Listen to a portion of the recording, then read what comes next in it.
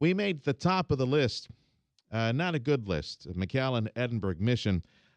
Less than half of those living in this area of the state, 48.5, say that they feel safe walking alone at night in the neighborhood, in their neighborhood. Joining us on 710 KURV to help explain perhaps some of the trends here is McAllen Police Chief Victor Rodriguez. Victor, happy Monday to you. So what do you make of this data from Gallup? Well, I'm not surprised by it. I think over the last couple of years or so, especially the last couple of years or so, we've been inundated with information about border violence and things like that. All that tends to affect us now. When that is followed up by the constant kinds of arrests activities and crimes that we are reporting here, whether it's in McAllen, Mission Far, Edinburgh, when all of us have various incidents reporting, well, that tends to support the general idea. So I'm not surprised by it. I think one of the things that we would look at or would consider is that all of us together are one metro area as opposed to individual cities. So it is as if you're looking at a San Antonio or a Houston or something like that. You know, where that kind of composite is the area that we have, and therefore the activity that we have here. All right, so be honest with me, Vic. Which is it? Edinburgh, Mission? Is it far? Yeah. Well, Where's the riffraff? Who's bringing McAllen down on this one? Huh? Well, I've said before that there's a gathering storm, and I think the big issues that we have on our horizon. You know, during these recent years when we were basically as an area both up and down the Texas border, we were inundated with national and world news about the border violence situation. You know, the actuality of that was the crime was going the other way, and that's because the crime area was reduced. Now that is bottomed out, and what we're looking at in terms of threats right now for our area, and these are real threats, these are things that are going to make our numbers go up in the years to come, is one is a national policy and the other one's a state policy. The national policy implication for us right now is this. We do not have a definitive immigration policy. We no longer know what illegal immigration is. And as a result of that, we're seeing the kind of frequency in the activity involving human trafficking and stash houses that we're seeing today. Okay. On the state side, the big issue for us that we're starting to see is our prisons are full, and we're seeing increased parole rates. Those two combined can bring about a situation like in the early 1990s. The highest crime ever recorded in the state and in this country was in the early 1990s. If we don't get our act together, both as a country, from a policy standpoint, and also on a standpoint, then we run that risk again. Yeah, no, Chief, I understand that there have been plenty of headlines as far as Mexico, and you know, perhaps Tim and I are probably not the typical residents because we understand the headlines. And like many folks that follow what's taking place, but I'll be honest with you, I was surprised when I saw McAllen at the top of this list of where folks feel least safe because of the question that was asked. Yeah. Do you feel less safe like walking at night? Honestly, go ahead, Chief. I'm sorry. I'm sorry. Anytime the questions like that, and I'm not.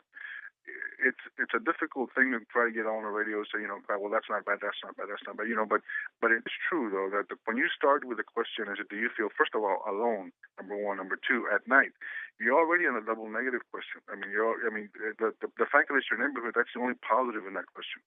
When you got two negatives going against that positive in that question, well, that already puts you in that negative zone. So, but yeah, I mean, surveys are what they are. It depends on who puts them out. It is as if how many times does your husband or your wife or your significant other how many times a day do they beat you up? That's the kind of question it is. So it's that's just to make that every survey has its strong points and weaknesses that way. It all depends on who's doing the survey and for what reasons they're doing the survey. Yeah. Well, the Valley indeed has its drug-related violence. The Valley's Sure. murder rate is still relatively low. That's always been a bright spot for here. So what, relating to this specific questions, what do you think are the reasons people are saying they feel unsafe? Do they feel that they're going to be assaulted or robbed while walking at night, or their house going to be robbed while they're away? Or No, I think that the overarching sentiment is obviously our proximity to the Mexican situation, which we have harped on over the last couple of 3 years now. Then Very this is heavily. just a false perception then. Well, you know, perception is what it is, and I'm not going to call somebody's perception false, but I mean, we live with this, and we, the fact that we know better by numbers, that's different, but that perception is there, and when you have that perception followed up by the kind of activity frequency that we have today, I mean, every other day when you turn the radio on, and whether it's far, last night far our stash house, last week it was ourselves and Mission, the other one, it's irrelevant as to where they happen, it's the area. So when you have that kind of perception followed up by the frequency of reporting of incidents like the ones we're seeing right now, that tends to basically make people believe that the situation is real, and that's what's important. Yeah, and I You don't want to know, lessen the impact of the right? people who are in the stash houses and the criminals who are bringing them there.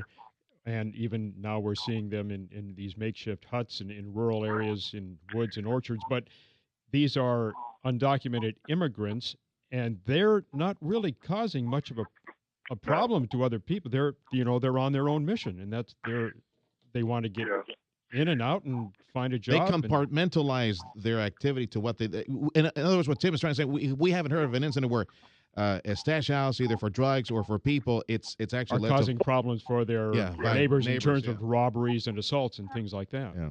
yeah, but it leads to the kind of sentiment that people express, for example, in surveys, and it's understandable, and we understand that, and you know, I'm calling out right now what I see as the two biggest problems facing us in the future years, and that is a lack of clarity on immigration policy. And because of that, we're seeing the frequency of reporting we see today. So when you're already starting, you have this border feeling already, and then you have the kind of reporting that is, I mean, every other day we're seeing on the news, sometimes twice a day or multiple times a day, that relates to that. That tends to enforce that right off the bat. So that is, that is a big problem for us. And unless we bring that under control and bring some clarity to that, that can be a potential problem. The people being trafficked is not so much the problem; it's the traffickers that are dealing with that, Right? and traffickers that are dealing with other traffickers in a pursuit of that.